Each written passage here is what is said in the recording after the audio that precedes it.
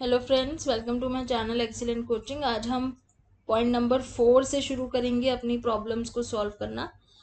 Point number 4 कह रहा है कि जब हमें परसेंटेज रैंक निकालनी होती है किसी इंडिविजुअल की, तो उसमें हम किस तरीके से जी स्कोर का यूज़ करते हैं और अपना नॉर्मल प्रोबेबिलिटी कर्व जो है उसमें कैसे काम आता है। तो क्वेश्चन ये कह रहा है, the percentile rank is defined as the percentage of cases lie below to a certain score. Percentile rank क्या होती है कि उससे बिलो कितने बच्चे हैं। परसेंटाइल का मतलब क्या होता है, किसी का 99 परसेंटाइल है या किसी का 80 परसेंटाइल है, तो उसका क्या मतलब होता है कि बाकी जो 79 बच्चे हैं, 80 परसेंटाइल का मतलब कि बाकी जो 79 बच्चे हैं वो उससे नीचे हैं, उससे पीछे हैं, इसलिए उसकी रैंक 80 है, वो 79 बच्चों से आगे है। इस तरीके से परसेंटाइल होता है। तो इसमें अब ये प्रॉब्लम क्या है, समटाइम अ साइकोलॉजिस्ट और a teacher is interested to know the position of an individual और a student in his own group on the basis of the trait is measured. For example, in a group of 60 students of class 10th, 60 student है 10th class में, यानी कि हमारा N60 है, और उसमें सुमित के 75% मार्क्स आए हैं बोर्ड एग्जाम में। If the mean of the whole class is 50, mean अगर 50 है और स्टैंडर्ड डेविएशन 10 है, फाइंड द परसेंटाइल रैंक, मतलब अगर सुमित के 75% आए हैं तो कितने बच्चे ऐसे हैं जो उसके पीछे हैं, उसके मतलब सुमित कितने बच्चों से आगे है। ये परसेंटाइल रैंक हमने निकालनी है। अब इसका इन्होंने कैसे किया हुआ है देखो। It is clear from the figure, ये जो फिगर यहाँ इन्होंने बनाई हुई है, that we have to find out total percentage of cases below 75। हम सबको 75 के नीचे कितने बच्चे हैं वो यहाँ पे निकालना है, ये क्लियर पता चल रहा है। परसेंटाइल का मतलब वही हो गया कि उसके नीचे कितने हैं, मतलब 75 के नीचे कितने हमने वो निकालना है। इन्होंने क्या बोला था, हमारा मीन है 50 और स्टैंडर्ड डेविएशन 10 है। तो मीन हमारा 50 है जो यहाँ पे इन्होंने लिखा हुआ है, और स्टैंडर्ड डेविएशन 10 है, यानी कि फर्स्ट स्टैंडर्ड डेविएशन 60 होगी, दूसरी होगी 75, ऐसे करके इन्होंने बताया है कि 75 हमारी जो वैल्यू, उसके नीचे कितने लोग आते हैं। तो अगर मैं आपको इसको दोबारा यहाँ पे ड्रॉ करके दिखाती हूँ, जैसे सपोज हमारा ये नॉर्मल प्रोबेबिलिटी कर्व है और इसमें जो इन्होंने मीन बोला हुआ है वो बता रहे हैं कि 50 आ रहा है और 10 स्टैंडर्ड डेविएशन है, मतलब पहली स्टैंडर्ड डेविएशन 60 आ जाएगी, दूसरी 70 आ जाएगी, तीसरी 80 आ जाएगी, और हमको चाहिए 75 पे, दिस इज 75, है ना। अब अगर यहाँ पे सुमित है, 75 पे है सुमित, इसके नीचे कितने हैं, तो इसके नीचे तो ये सारा ही हो गया ना। अगर ये 75 है तो इसके नीचे तो ये पूरा एरिया हो गया आपका पूरा, ये सारे बच्चे सुमित के पीछे हैं। तो हमें ये पूरा एरिया निकालना है और इसके नंबर ऑफ केसेस निकालने हैं कितने हैं। तो यहाँ पे आपका 50% एरिया आता है इस साइड पे, ये पूरा आपका जो आ रहा है ये एरिया 50% है, और यहाँ पे आपका कितना आ रहा है वो हमें निकालना है, ठीक है। अब यहाँ पे ये कह रहे हैं कि to find the total area shaded part of the curve, ये shaded part of the curve है। It is essential to know that area of the curve lie between points 50 and 75। तो ये वाला पॉइंट 50 है, ये 75 है, तो इसके बीच में एक तो शेडेड एरिया आ रहा है, ठीक है। The area can be determined very easily by taking the help of NPC table, यानी कि वही जी स्कोर वाला जो टेबल है उसमें हम देखेंगे कि जो 75 का स्कोर है वो कितने एरिया में आता है। तो अगर हम ये फॉर्मूला यूज करते हैं ये वाला, तो x माइनस एम, मतलब x हमें पता है 75 है, मीन हमें पता है 50 है, स्टैंडर्ड डेविएशन 10 है, यानी कि हमारा जो पॉइंट आएगा 2.5 आ रहा है यहाँ पे। तो अगर इसको जी स्कोर में चेंज करें तो ये 0 होगा मीन, ये 1 स्टैंडर्ड डेविएशन है, ये 2 स्टैंडर्ड डेविएशन है, और 75 कहाँ पे आ रहा है, 2.5 पे आ रहा है। 75 हमारा आ रहा है 2.5 पे। इसका मतलब हमने देखना है कि मीन से लेके 2.5 तक का एरिया कितना होता है। तो अब हम अपने टेबल पे चलेंगे, जी स्कोर वाले टेबल पे। ये टेबल है जी स्कोर का, इसमें ध्यान से देखो 2.5 यहाँ पे है, तो 2.5 में, तो 2.5 में 0 के नीचे, क्योंकि 2.5 है उसके आगे कोई और डिजिट नहीं है, तो सिर्फ 2.5 में 0 के नीचे जो एरिया आ रहा है वो 4938 आ रहा है, यानी कि हम इसको 49.38 लिख सकते हैं। That means according to the table the curve lies between mean and 2.5 के बीच में कितना एरिया है, 49.38% है। ठीक है, तो ये तो हमने निकाल लिया। इस तरफ वाला एरिया कितना है, मीन से लेके 2.5 तक कितना एरिया आ रहा है, 49.38। लेकिन अब हमें इस तरफ वाला भी चाहिए, इस तरफ वाला तो पूरा ही लेना है, यानी कि इस तरफ वाला जो पूरा 50% एरिया होता है वो पूरा ही लेना है।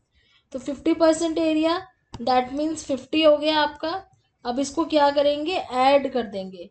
50 प्लस 49.38 को हमने ऐड कर दिया तो टोटल एरिया आ रहा है 99.38, यानी कि 99% अप्रॉक्सीमेटली। 50 कहाँ से आया, आपको पता है कि जो इस साइड वाला पूरा एरिया होता है ये 50% होता है और इस साइड वाला 50% होता है। लेकिन ये पूरा नहीं था, इस इधर वाला पूरा नहीं था, यहाँ पे सिर्फ 2.5 तक ही लेना था, तो उसमें हमारा एरिया आया 49.38। लेकिन ये वाला हमने पूरा ही लेना था, लेफ्ट साइड वाला जो 50% होता है, तो इसका 50 आ गया। अब 50 प्लस 49.38 कर लिया तो हमारा आंसर आ गया 99%। That means percentile rank of Sumit in the class is 99th। अब इसका मतलब क्या है, that Sumit is the topper student of the class because remaining 99% students are below him. तो 99% बच्चे सुमित के पीछे हैं, दैट मीन्स सुमित जो है वो क्लास का टॉपर है। तो इस तरीके से परसेंटाइल रैंक निकाली गई है। अब दूसरा क्वेश्चन क्या कहता है, to find out percentile value of an individual rank, कि हमें रैंक दी हुई है अगर, तो उसकी वैल्यू कैसे निकालेंगे। एग्जाम्पल देख लेते हैं पहले। An intelligence test was administer on a large group of student, the mean and standard deviation of the score was obtain. तो मीन 65, स्टैंडर्ड डेविएशन 15। ठीक है, अब इसमें जो रमेश है उसकी परसेंटाइल रैंक दी हुई है 80, इसकी परसेंटाइल रैंक है 80, तो इसका स्कोर कितना होगा। इसकी परसेंटाइल रैंक हमें पहले ही दी हुई है 80% है, तो इसका स्कोर कितना होगा। So now look at figure number 1.8.6, ये वाली फिगर देखने के लिए बोल रहे हैं। अब यहाँ पे मीन कितना है, 65 है। अब इसको मैं भी साथ साथ ड्रॉ कर देती हूँ। यहाँ पे मीन हमारा है 65, स्टैंडर्ड डेविएशन है 15, यानी कि जो हमारी अगली स्टैंडर्ड डेविएशन आएगी वो आएगी सीधा 80 पे। अब अगर यहाँ तक 80% एरिया है, अगर 80% एरिया यहाँ तक है, तो आप ये सोचो कि 50% अगर यहाँ है तो ये बचा हुआ एरिया कितना होगा।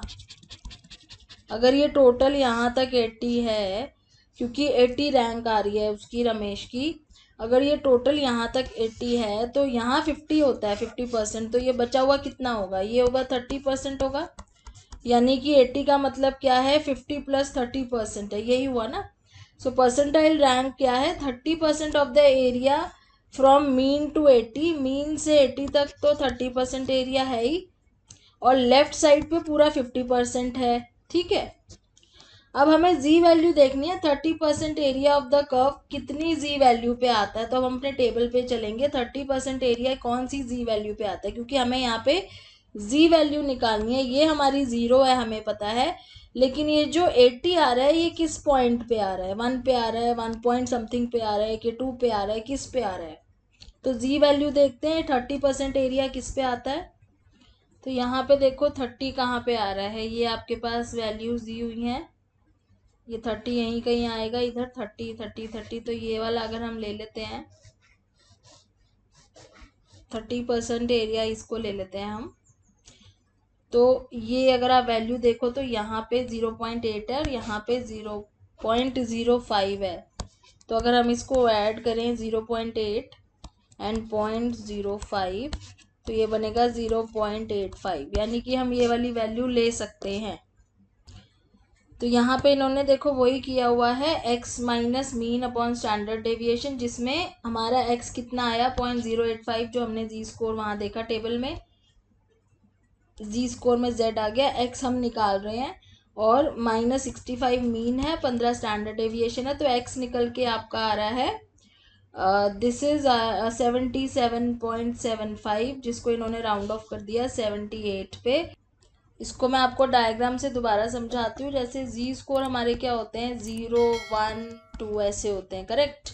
और रॉ स्कोर हमें दिए हुए हैं कि हमारा जो मीन है वो 65 है और स्टैंडर्ड डेविएशन 15 की है, तो 1 के नीचे 80 आएगा, फिर 2 के नीचे और 15 ऐड कर दो, 95 आएगा। ऐसे ये स्टैंडर्ड डेविएशन चल रहा है, ठीक है। लेकिन हमें जो 30% एरिया मिला है वो आ रहा है कितने पे, वो इधर आ रहा है। दैट मीन्स कि जो 30% एरिया है वो 0.85 पे है, 1 से थोड़ा पहले है। 0.85 1 से छोटा होता है ना, तो यानी कि 0.85 1 से थोड़ा पहले है, तो ये वाला पॉइंट है 0.85, ये जी स्कोर का पॉइंट है। अब इसका हमें निकालना है रॉ स्कोर कितना होगा, तो वो हमने इसीलिए ये फॉर्मूला यूज किया। जी स्कोर तो हमें पता चल गया 0.85 है, क्योंकि 30% एरिया हमारा 0.85 या 0.84 भी आप ले सकते थे। 0.84 या 0.85 पे टेबल में हमने देखा, तो वो 30% एरिया उसमें कवर हो रहा था। जी स्कोर हमें पता चल गया, मीन पता था, स्टैंडर्ड डेविएशन पता था, लेकिन हमें ये नहीं पता था कि ये 0.85 अगर रॉ स्कोर में लिखा जाए तो ये कितना स्कोर बनता है। 80 तो बन नहीं रहा क्योंकि उससे थोड़ा पहले है, 1 से थोड़ा पहले है, तो ये कितना स्कोर होगा वो हमने इस फॉर्मूले से निकाला, तो ये स्कोर निकल के आ गया 78। तो इस तरीके से ये सम सॉल्व करा हुआ है। आगे थोड़ा और कॉम्प्लिकेटेड हो जाता है, लेकिन अब ध्यान से अगर आप समझोगे तो आपको समझ में आ जाएगा। अब इसमें कह रहे हैं कि अगर हमें सब ग्रुप्स बनाने हैं, लोगों के अलग अलग ग्रुप में उन्हें बांटना है, ABCD, first grade, second grade, ऐसे मतलब अलग अलग ग्रुप्स में अगर हमें बांटना है तो कैसे बांटेंगे। तो एग्जाम्पल कह रहा है कि एक कंपनी है जिसके अंडर सेल्समैन काम करते हैं, और वो अपने सेल्समैन को 4 कैटेगरी देना चाहते हैं, एक्सीलेंट, गुड, एवरेज, पुअर। मतलब जितने भी टोटल लोग हैं, कितने लोग हैं इनके पास, if the number of salesman is 100, 100 लोग हैं, तो वो सबको 4 कैटेगरीज में बांटना चाहते हैं। कुछ लोग गुड में आ जाएंगे, कुछ एवरेज में, कुछ पुअर में, कुछ एक्सीलेंट में। मतलब उन चारों कैटेगरी में सब लोग आ जाने चाहिए, टोटल 100 होना चाहिए चारों का। और उनकी एवरेज सेल होती है हर हफ्ता इतनी, और स्टैंडर्ड डेविएशन इतनी आती है। मतलब मीन बता रहे हैं, एवरेज मतलब मीन हो गया, तो मीन इनका कितना होता है हर हफ्ता, और स्टैंडर्ड डेविएशन इनकी आती है 500 की। सेल की बात हो रही है इसलिए इतना लंबा फिगर है। अब इसके बेस पे हमें कौन सा सेल्समैन गुड में आएगा, कौन सा एवरेज में आएगा, कौन सा पुअर में आएगा, कौन सा एक्सीलेंट में आएगा, 4 में डिवाइड कर देना है। तो पहले तो सिंपल सा इन्होंने ये किया कि पूरा का पूरा नॉर्मल प्रोबेबिलिटी कर्व को 4 हिस्सों में डिवाइड कर दिया, 1 2 3 4। क्यों, क्योंकि सारा मतलब पूरी पॉपुलेशन 100 की है, 100 लोगों की है, और उसको 4 में डिवाइड करना है। वो बात की बात है कि कितने लोग एक्सीलेंट में आ रहे हैं, कितने गुड में आ रहे हैं, कितने एवरेज में, वो बात की बात है। तो 4 में डिवाइड कर दो। तो 4 में डिवाइड करने का क्या मतलब है, हमारी टोटल स्टैंडर्ड डेविएशंस कितनी होती है, 1 2 3 1, ऐसे ही 0 1 2 3, और इधर भी 0 -1 -2 -3, तो 3 से लेकर 3 तक होती है। तो हम इसको अगर टोटल करें तो टोटल 6 स्टैंडर्ड डेविएशंस है। मतलब टोटल एरिया जो है वो 6 स्टैंडर्ड डेविएशंस का 4 से डिवाइड हो रहा है। तो 6 स्टैंडर्ड डेविएशंस को 4 से डिवाइड कर दिया, तो मतलब सबको 1.5 1.5 1.5 इतना एरिया मिल जाएगा। तो हर एक को 1.5 1.5 एरिया मिल रहा है। तो ये कर्व इस तरीके से इन्होंने डिवाइड किया हुआ है। मान लो ये नॉर्मल प्रोबेबिलिटी कर्व है, और ये हिस्सा ऐसे है, बीच में आपका मीन है, तो 1.5 इधर कर दिया, 1.5 इधर कर दिया, फिर आगे भी 1.5 कर दिया, तो ये 3 हो गया दोनों जोड़ के, और इधर कर दिया तो ये भी 3 हो गया। ये माइनस में हो जाएगा, ये प्लस में। तो ये 4 हिस्से इस तरीके से इन्होंने कर्व के कर दिए, ठीक है। अब अगर ऐसे डिवाइड कर दिया तो यहाँ पे आपका स्कोर है 1.5 -1.5, और इधर आ रहा है 3 और ये चारों बराबर है एक तरीके से, क्योंकि चारों में सेम एरिया कवर हो रहा है। अब इसके बाद total salesman in good category कौन से आएंगे। अब इन्होंने यहाँ एक्सीलेंट क्यों लिखा है, सबसे ज़रूरी बात तो ये समझना है कि इस साइड एक्सीलेंट क्यों लिखा है। एक्सीलेंट इधर भी तो हो सकता था, इधर भी हो सकता था, इधर भी। वो यहाँ इसलिए लिखा हुआ है एक्सीलेंट क्योंकि सबसे ज़्यादा सेल्स कहाँ हो रहे हैं। अगर ये नेगेटिव है, इस तरफ नेगेटिव है और इस तरफ पॉजिटिव है, इस तरफ नेगेटिव है और इस तरफ आपका पॉजिटिव है, तो किधर ज़्यादा सेल्स हो रही है, किधर मैक्सिमम नंबर बढ़ रहे हैं, इस तरफ बढ़ रहे हैं ना। सबसे ज़्यादा नंबर्स तो यहाँ बढ़ेंगे ना। अगर आप एक्चुअल में देखोगे तो ये तो ज़्यादा नंबर है, ये कम है, तो यानी कि ये वाले लोग सबसे ज़्यादा अच्छा सेल कर रहे हैं, तो ये एक्सीलेंट हो गया। फिर ये उससे कम अच्छा कर रहे हैं, गुड हो गया। ये उससे कम कर रहे हैं, एवरेज हो गया। और ये सबसे कम सेल कर रहे हैं इधर वाले, तो ये पुअर में आ जाएगा। इसलिए इधर एक्सीलेंट है, इधर गुड है, इधर एवरेज है और इधर पुअर है। इसका रीज़न ये है। ओके, नाउ अब इसकी कैलकुलेशन देख लेते हैं इन्होंने कैसे करी हुई है। तो total percentage of salesman in good category, good category में यानी कि मीन से लेके 1.5 तक कितना एरिया कवर हो रहा है, उससे हमारे नंबर ऑफ सेल्समैन आएंगे। तो पहले हमने एरिया देखना है अपने जी टेबल में जाके, कितना मीन से लेके 1.5 स्टैंडर्ड डेविएशन तक। तो हम टेबल पे चलते हैं। तो टेबल के अकॉर्डिंग 1.5 में हमारा एरिया आ रहा है 43.32, जो कि वहाँ भी लिखा हुआ है। तो यहाँ क्या लिखा हुआ है कि अगर 1.5 देखें तो इसमें 43.32% लोग आ जाते हैं। ओके, नाउ अगर हम एवरेज की बात करें तो वो माइनस में है, एवरेज इधर है, माइनस में है, इस तरफ है आपका एवरेज, तो माइनस में भी सेम हो जाएगा 43.32। ठीक है, अब एक्सीलेंट की बात करते हैं, एक्सीलेंट कैटेगरी की। एक्सीलेंट कैटेगरी कितना है, 3 पे जाके आ रहा है एक्सीलेंट आपका। मीन से कितना, क्योंकि मीन से आपका जी स्कोर मीन से देखना होता है, आपको याद है, मीन से देखते हैं हमेशा। तो वैसे तो अगर यहाँ से देखें तो 1.5 ही है, लेकिन मीन से तो 3 आ रहा है ना आपका एक्सीलेंट, यानी कि आपका पूरा 50% एरिया इसमें आ रहा है। तो ये देखिए यहाँ पे 50% है, और 50% यानी कि आपने क्या करा, आप इस तरीके से भी कर सकते हो, 50 में से आपने 43.32 माइनस कर दिया, यानी कि आपने ये पूरा 50% में से ये गुड वाला माइनस कर दिया, तो क्या बचेगा, एक्सीलेंट ही तो बचेगा। इस पूरी साइड में से 50% में से गुड वाला माइनस कर दो, जो आप निकाल चुके हो पहले से ही, उसको माइनस कर दो, तो आपका ये एक्सीलेंट वाला आ जाएगा निकल के। तो इन्होंने क्या किया, 50% में से गुड वाला माइनस कर दिया, तो एक्सीलेंट आ गया 6.68। ऐसे ही लेफ्ट साइड में पुअर वाली कैटेगरी में भी किया। पुअर वाली में ये पूरा 50% है ना, उसमें से ये एवरेज माइनस कर दिया, ये एवरेज वाला, तो ये पुअर बचा। तो पुअर कैटेगरी में से 50% जो है पूरा का पूरा, उसमें से 43.32 जो आपका एवरेज वाला था उसको माइनस करा, तो 6.68। ये बराबर तो आना ही था, क्योंकि वो हमें यहाँ भी दिख रहा है कि आपका गुड और एवरेज बराबर है, आपका एक्सीलेंट और पुअर बराबर है। क्यों, क्योंकि गुड और एवरेज तो आपका 1.5 पे है, और एक्सीलेंट और पुअर आपका 3 पे है। तो ये तो बराबर तो आना ही था, लेकिन एक प्लस में आ रहा है, एक माइनस में।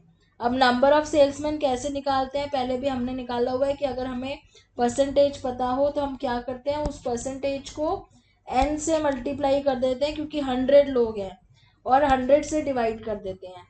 तो वो हमारे नंबर ऑफ सेल्समैन एक्सीलेंट में 7 आ गए, हमारे गुड में 43 आ गए, एवरेज में बराबर आने हैं इसलिए वो भी 43 आ गए, और पुअर में एक्सीलेंट के बराबर 7 लोग आ गए। अगर आप इसका टोटल करो 7 + 7 + 43 + 43, तो ये आपका टोटल 100 आ जाएगा। आई होप आपको ये समझ में आ गया है हमने कैसे किया है, पर मैं एक बार रिकैपिटुलेट कर देती हूँ कि हमने अपने कर्व को 4 हिस्सों में डिवाइड कर दिया पहले तो, क्योंकि उन्होंने बोला कि 100 लोगों को 4 कैटेगरीज में बांटना है। 4 कैटेगरीज में बांटना है, तो हम कैसे बांटेंगे, तो हमारे पास टोटल कितनी स्टैंडर्ड डेविएशंस होती है, 1, 2 और 3, 1, 2 और 3। प्लस माइनस मत देखो अभी, सिर्फ ये देखो स्टैंडर्ड डेविएशन की 3 होती हैं, टोटल 6 हो गई ना। ये वाली 1, 2, 3, 4, 5, 6 है ना। 6 को 4 में अगर इक्वली डिवाइड करना है तो 6/4 आ जाता है 1.5। तो हमने क्या किया, हमने इसको 1.5 के हिसाब से 4 में डिवाइड कर दिया। ठीक है, तो 1.5 इस तरफ, फिर से 1.5 जो कि 3 हो जाएगा, ऐसे ही 1.5 इस तरफ, और फिर से 1.5 जो कि 3 हो जाएगा। फिर हमने ये वाला एरिया निकाला 1.5, मीन से लेके 1.5 में कितना एरिया आता है पहले हमने वो निकाला, जो हमारा 43.32 आया था। इधर वाला भी सेम हो गया क्योंकि ये माइनस में है लेकिन एरिया सेम है। फिर हमने मीन से 3 तक कितना एरिया कैसे निकाला, हम टेबल पे तो गए नहीं, हमने क्या करा, हमें पता है कि ये पूरा 50% एरिया होता है, इसमें से हमने 43.3 माइनस कर दिया 50 में से, तो हमारा ये वाला एरिया आ गया 6.68। ऐसे ही माइनस में भी सेम आ गया 6.68। अब हमें चारों एरियाज मिल गए, हमें ये पता है कि टोटल 100 लोग हैं। हमने क्या करा है, एरिया को जितना हमारा एरिया है 43.32 इंटू 100 लोग डिवाइडेड बाय 100 करा तो वो नंबर ऑफ़ पीपल आ गए। ऐसे ही 6.68 हमारा एरिया है इंटू 100 लोग डिवाइडेड बाय 100 करा तो हमारे नंबर ऑफ़ पीपल आ गए। इस तरीके से हमें पता चल गया कि कितने उसमें कितने लोग आ रहे हैं। लेकिन इसको हमने एक्सीलेंट इसलिए बोला क्योंकि ये सबसे ज़्यादा सेल्स दिखा रहा है, इसको उसके बाद उससे कम दिखा रहा है तो इसको गुड कह दिया, उससे कम दिखा रहा है तो एवरेज, और ये सबसे पुअर सेल दिखा रहा है क्योंकि ये सबसे पीछे है, लेफ्ट साइड पे सबसे पीछे है, तो सबसे कम सेल है इसलिए ये पुअर हो गया। तो इस तरीके से ये सम सॉल्व किया है। अब इसको हम नेक्स्ट वीडियो में करेंगे। Thanks for watching.